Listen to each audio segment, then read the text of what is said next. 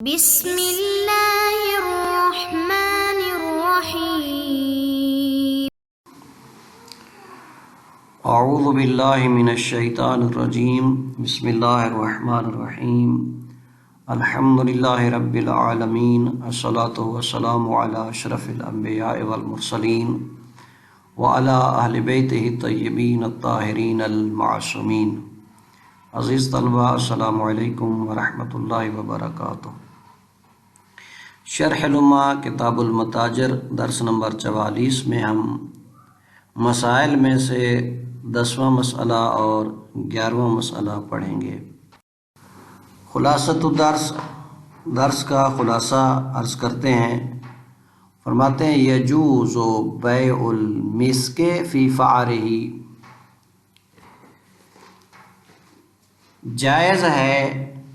مشک یعنی کستوری کو بیچنا فی فعرہ، اس کے نافہ میں، اس جلد میں جو وہ ہوتی ہے۔ کہتے ہیں کستوری اور مشک یہ ایک ہرن ہے خاص قسم کا، اس کی ناف میں یہ پائی جاتی ہے، اور اس ہرن کو ہرن ختن بھی کہتے ہیں۔ یہ ہمالیہ کے پہاڑوں میں پایا جاتا ہے۔ اس کے 2 دانت ہوتے ہیں لمبے سے چند سینٹی میٹر کے، ہاتھی کے دانتوں کی طرح، اور اس کے پیٹ کے نیچے ایک چھوٹی سی تھیلی ہوتی ہے کہ جس میں یہ مادہ جمع ہوتا ہے۔ تو اس کستوری اور مشک کو اس نافہ کے ساتھ بیچنا جس میں وہ ہوتا ہے، یعنی وہ جلد کے جس میں یہ مشک اور کستوری ہوتی ہے، اس کے ساتھ بیچنا اس کی بیع جائز ہے، اگرچہ اس کو فتق نہ بھی کیا جائے۔ فتق یعنی اس کو پھاڑ کر، یعنی البتہ اس کا طریقہ بتائیں گے کہ ایک سوئی کے ساتھ دھاگا باندھ کر سوئی کو داخل کیا جاتا ہے، اور پھر وہ نکال کر اس دھاگے کو مثلاً سونگا جاتا ہے، تو یہ اس کی آزمائش ہے اور اس کا چیک کرنا ہے۔ اب اگر اس کو بغیر فتق کیے، یعنی اسی جلد میں، یعنی پوست میں، نافہ میں اگر مشک کو خریدا جائے تو یہ بیع جائز ہے۔ اور اگر فرماتے ہیں کہ اس کو فتق کیا جائے، یعنی شکاف کیا جائے اس کا، اور وہ چیک کی جائے، یعنی وہ سوئی کے ساتھ دھاگا لگا کر سوئی کو اس سے گزار کے اس دھاگے سے خوشبو سونگھ کر اگر اس طرح بیع کی جائے، یعنی فتق اس کا کیا جائے، تو یہ زیادہ احتیاط کے نزدیک ہے، یعنی احوط ہے۔ تو پس بغیر فتق کے بھی، شکاف کیے بھی اس کی بیع جائز ہے۔ اور 11ویں مسئلے میں ہم پڑھیں گے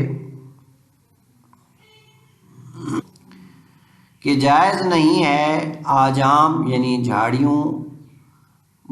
بانس وغیرہ جو مثلاً ہوتے ہیں، ان کے ساتھ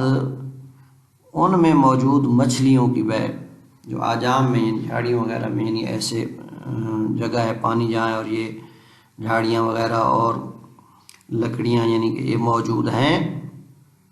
ان کی میں موجود مچھلیوں کی بیع جائز نہیں ہے، چونکہ ظاہر ہے وہاں پر مجہول ہوگی مبی کہ اس میں کتنی مچھلیاں ہیں، اور جب مبی مجہول ہو تو ظاہر ہے ان کی بیع صحیح نہیں ہے۔ پس مع ذمیمۃ القصب او غیرہ، چاہے اس کے ساتھ ان بانس وغیرہ کا ذمیمہ ہی کیوں نہ کیا جائے، یا بانس کے علاوہ کسی اور چیز کا مثلاً ذمیمہ کر لیا جائے،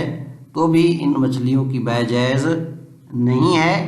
اور اسی طرح کہتے ہیں دودھ اگر وہ پستانوں میں موجود ہے، فی الضرع یعنی ابھی اس کو نکالا نہیں گیا ہے، پستان میں موجود ہے، اس کی بیع بھی جائز نہیں۔ اسی طرح یعنی اگرچہ اس کے ساتھ بھی ذمیمہ کیا جائے تو بھی بیع اس کی صحیح نہیں ہے۔ کیوں؟ کیونکہ کہتے ہیں یہ اگرچہ ذمیمہ آپ کو معلوم ہوگا، لیکن ادھر سے دودھ کی مقدار تو مجہول ہے، تو یہ معلوم جب اس مجہول کے ساتھ ملے گا تو یہ معلوم بھی مجہول ہو جائے گا، تو بس اس کی بیع بھی جائز نہیں ہے۔ فرماتے ہیں جہاں تک بات ہے بغیر ضمیمے کے تو اس میں تو علماء کا اتفاق ہے کہ بے صحیح نہیں ہے، اور جہاں تک ضمیمے کے ساتھ کی بات ہے تو بھی مشہور علماء یہ فرماتے ہیں کہ یہ بے صحیح نہیں ہے۔ اس کے مقابلے میں ایک قیل ہے، وہ انشاءاللہ متن میں آ کر پڑھتے ہیں۔ العاشرۃ یجوز بیع المسک فی فارہ بالحمزۃ جمع فارۃ بہ ایضا کالفارۃ فی غیرہ وہی الجلدۃ المشتملۃ علی المسک۔ کہتے ہیں 10واں مسئلہ، جائز ہے مسک یعنی مشک اور کستوری کی بیع فی فارہ ہی اس کی نافہ میں، وہ جو جلد ہے جس میں وہ موجود ہے اس کی بیع اسی کے اندر ہی موجود ہے۔ فار کہتے ہیں حمزہ کے ساتھ پڑھنا ہے جو کہ فارہ کی جمع ہے، اور فارہ بھی ایزن یعنی اسی طرح بہی ایزن حمزہ کے ساتھ ہے۔ کل فارت فی غیر، جیسا کہ مشک کے علاوہ فارہ یعنی جس کا معنی چوہا ہوتا ہے وہ بھی حمزہ کے ساتھ ہے۔ پس جائز ہے کستوری کی بیع اس کے نافع میں، یہ فارہ حمزہ کے ساتھ پڑھنا ہے، یہ فار جمع ہے فارہ کی، اور فارہ بہی ایزن یہ بھی اسی طرح حمزہ کے ساتھ ہے۔ کل فارت فی غیر ہی، جیسا کہ اس کے غیر میں فارہ بھی حمزہ کے ساتھ ہے۔ وَهِيَ الْجِلْدَةُ الْمُشْتَمِلَةُ عَلَى الْمِسْكِ، اور یہ فارہ کیا ہے؟ فار کیا ہے؟ کہتے ہیں یہ وہ جلد ہے جو مشتمل ہوتی ہے کستوری اور مشک پر۔ وَإِن لَمْ يُفْتَك، اگرچہ اس کو شکاف یعنی اس کو کھولا نہ بھی جائے، بناءً علی الاصل سلامہ، بنا رکھتے ہوئے اصل سلامت پر، اصل یہ ہے کہ اس کا سالم ہونا ہے، بس اسی اصل سلامت پر بنا رکھتے ہوئے بغیر فتق کیے شکاف کیے اس کی بیع جائز ہے۔ فَإِن ظَهَرَ بَعْدَ فَتْقِهِ مَعِيبًا تَخَيَّرَ، اب اگر اس کے فتق کے بعد عیب دار ظاہر ہو گئی تخیرہ، تو مشتری کو خیار حاصل ہوگا، خیار عیب، چاہے گا تو اس کو واپس کر دے گا، رد کر دے گا، اگر چاہے تو اس کا عرش لے لے، یعنی وہ جو عیب کا تفاوت ہے صحیح اور معیب کے درمیان وہ لے لے اسی نسبت سے ثمن سے۔ وَفَتْقُهُ، اور اس کا فتق کرنا شگاف کرنا کس طرح؟ بِأَنْ يُدْخَلَ فِيهِ خِيطٌ، کہ اس میں داخل کیا جائے ایک دھاگا، بِعِبْرَةٍ سوئی کے ساتھ، ثُمَّ يُخْرَجُ، پھر اس دھاگے کو نکالا جائے، وَيَشُمُّ، اور اس کو سونگا جائے، احوت، اور فرماتے ہیں اور اس کا فتق احوت ہے، کیوں؟ لِتَرْتَفِعُ الْجَهَالَ رَاسًا، تاکہ اس کے ساتھ جہالت دور ہو جائے، راسن سرے سے ہی، جب جہالت نہیں ہوگی تو لہذا غرر بھی نہیں ہوگا، جب غرر نہیں ہوگا تو لہذا یہ زیادہ احتیاط کے نزدیک ہے۔ الحادیۃ عشرہ، 11واں مسئلہ، لا یجوز بیع سمک الاعجام مع ضمیمۃ القصب او غیرہ، لا یجوز جائز نہیں ہے آجام یعنی جھاڑیوں اور نیزار وغیرہ میں موجود مچھلیوں کی بیع مع ضمیمۃ القصب، قصب چاہے اس کے ساتھ ضمیمہ ہو بانس وغیرہ کا، او غیر ہی یا بانس کے علاوہ کسی اور چیز کا ضمیمہ، تو یہ بیع صحیح نہیں ہے، کیوں؟ للجہالت، چونکہ مبیع مجہول ہے، اس میں جہالت پائی جاتی ہے، تو لہٰذا بیع صحیح نہیں۔ ولو فی بعض المبیع، اگرچہ آپ ان کی قصب یعنی بانسوں کی مقدار جانتے ہو لیکن مچھلیاں تو معلوم نہیں ہے نا، اگرچہ بعض مبیع ہی مجہول کیوں نہ ہو اور اس میں ہی جہالت کیوں نہ ہو، بیع صحیح نہیں ہے۔ ولا لبن فی الضرع، اور اسی طرح بیع صحیح نہیں ہے دودھ کی اگر وہ پستان میں موجود ہے، ضرع بفتح الضاد، را کے فتح کے ساتھ۔ وَهُوَ الْصَدْيُ لِكُلِّ ذَاتِ خُفٍّ او ظِلْفٍ، اس زر سے مراد وہ پستان ہے جو ہر اس حیوان کا ہو یا ہر اس چیز کا کہ جو ذات خف ہے، یعنی اونٹ کے پاؤں کی طرح اس کا پاؤں ہے، یعنی ہتھیلی جیسا، کف جیسا، اور ذلفن، یا ہر وہ چیز کہ جس کا پاؤں مثلاً سم دار ہے، جس میں سم پایا جاتا ہے، تو کہتے ہیں اس کا جو پستان ہے اس کو مثلاً زر بولتے ہیں۔ بس اس میں موجود دودھ کو بیچنا، یہ بھی اس کی بیع بھی کذالک اسی طرح صحیح نہیں ہے، یعنی اگرچہ اس کے ساتھ ضمیمہ ہی کیوں نہ کیا جائے، کذالک یعنی اے وَإِنْ ضُمَّ إِلَيْهِ شَيْئًا،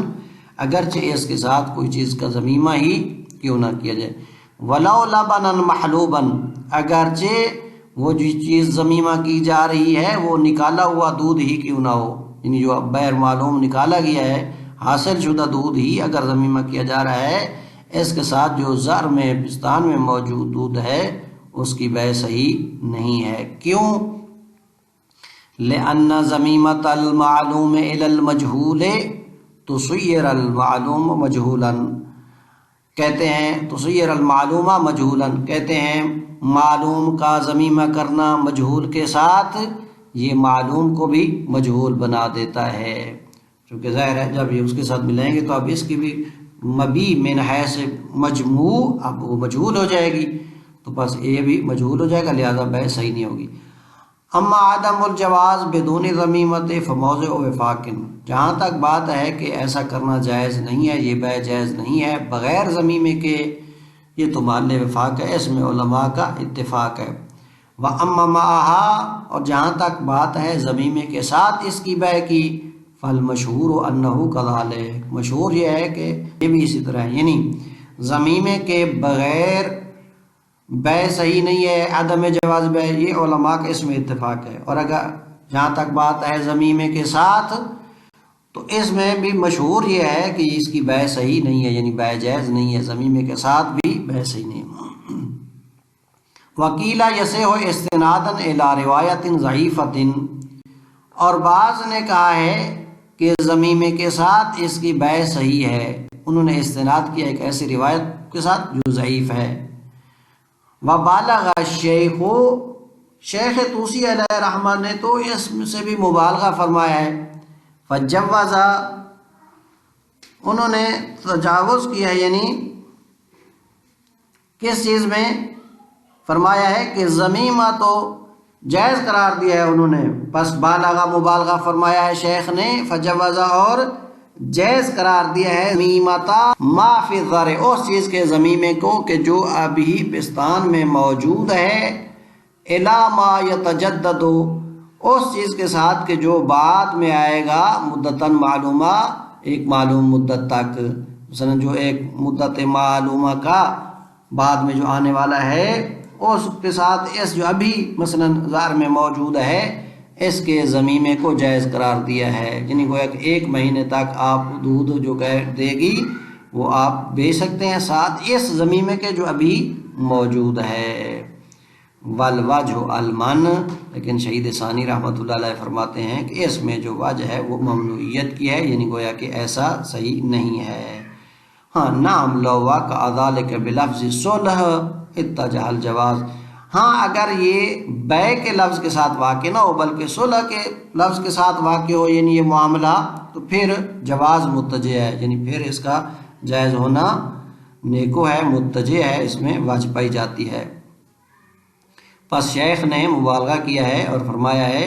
یعنی بعض تو یعنی نکالے ہوئے دودھ کا ضمیمہ بھی کافی نہیں سمجھ رہے تھے، لیکن انہوں نے فرمایا کہ جو ابھی پستان میں موجود ہے اس کو ضمیمہ کیا جا سکتا ہے، اس کے ساتھ جو مدت معلومہ تک بعد میں دودھ آئے گا۔ اچھا جی، لیکن شہید فرماتے ہیں اگر یہ لفظ صلح کے ساتھ ہو تو پھر اس کا جواز کیا ہے؟ متجہ ہے۔ وفصل آخرون، ہاں دیگر علماء نے ایک اور تفصیل بیان فرمائی ہے، انہوں نے فرمایا فحاکموا بصحۃ مع کون المقصود بذات المعلوم، دیکھیں ایک دودھ جس کی مقدار معلوم ہے آپ کے سامنے موجود ہے، ایک وہ ہے کہ جس کی مقدار معلوم نہیں ہے، یعنی وہ ابھی پستان میں موجود ہے۔ تو ان علماء نے فرمایا کہ اگر آپ کا مقصود بذات وہ معلوم بھی ہے اور آپ بالطبع اس مجہول کو لے رہے ہیں تو اس صورت میں بیع صحیح ہوگی، یعنی آپ لینا جو آپ کا مقصود ہے وہ یہی معلوم ہے، لیکن بالطبع اس کے تابع آپ اس مجہول کو لے رہے ہیں تو اس صورت میں بیع صحیح ہوگی، یعنی لیکن اگر آپ کی مقصود بذات وہ مجہول ہے، یعنی اس کا برعکس ہے، تو اس صورت میں بیع باطل ہوگی۔ اور اسی طرح اگر مقصود بذات دونوں ہیں، یعنی دونوں میں آپ قصد رکھتے ہیں برابر، ان کو لینا چاہتے ہیں، اس صورت میں بھی بیع کیا ہوگی؟ باطل ہوگی۔ وفصل آخرون،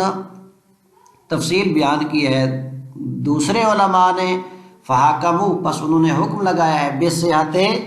اس بے کے صحیح ہونے کا مع کون المقصود بالذات المعلوم کہ جب مقصود بالذات وہ ہو جو معلوم ہے، وکون المجہول تابعا اور اس مجہول کو تابع قرار دیا ہو، یعنی مجہول اس کے تابع ہو اس معلوم کے۔ بس فحکموا بالصحت انہوں نے حکم لگایا ہے صحت کا، یعنی بے صحیح ہوگی مع کون المقصود بالذات المعلومہ کہ جب اس کا مقصود بذات کیا ہو وہ دودھ ہو جو معلوم ہے، وکون المجہول تابعا اور جو مجہول ہے وہ اس کے تابع ہوگا، والبطلان مع العکس فحکموا بالصحت والبطلان مع العکس اور حکم لگایا بطلان کا مع العکس اگر اس کا برعکس ہے، یعنی مقصود بذات مجہول ہے اور جو معلوم ہے وہ اس کے تابع آپ لے رہے ہیں تو اس صورت میں بے باطل ہوگی۔ وَتَسَاوِيهِمَا فِي الْقَصْدِ الذَّاتِ اور اسی طرح اگر دونوں قصد ذاتی میں برابر ہیں، یعنی دونوں کا بے جو ہے مشتری جو ہے وہ قصد رکھتا ہے ان کو خریدنے کا، معلوم کو بھی اور مجہول دونوں کا،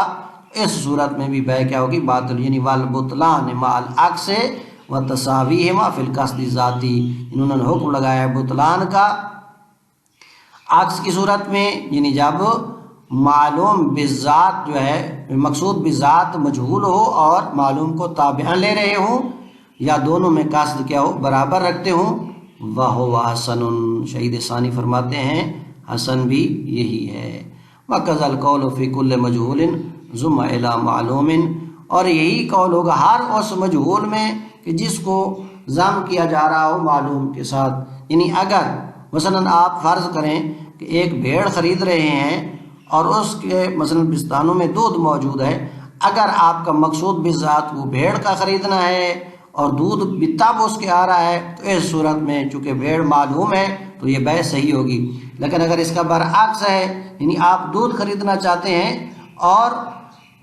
یعنی آپ کا قصد ذاتی جو ہے مقصود بالذات دودھ ہے لیکن آپ بھیڑ کو اتباعاً خرید رہے ہیں تو اس صورت میں یہ بے باطل ہوگی۔ وَكَذَا الْقَوْلُ اور یہی قول ہوگا فی کل مجہول ہر اس مجہول میں ضم الی معلوم جس کو ضم کیا گیا ہو کسی معلوم کے ساتھ۔ وصلی اللہ علی محمد وآلہ الاطہار۔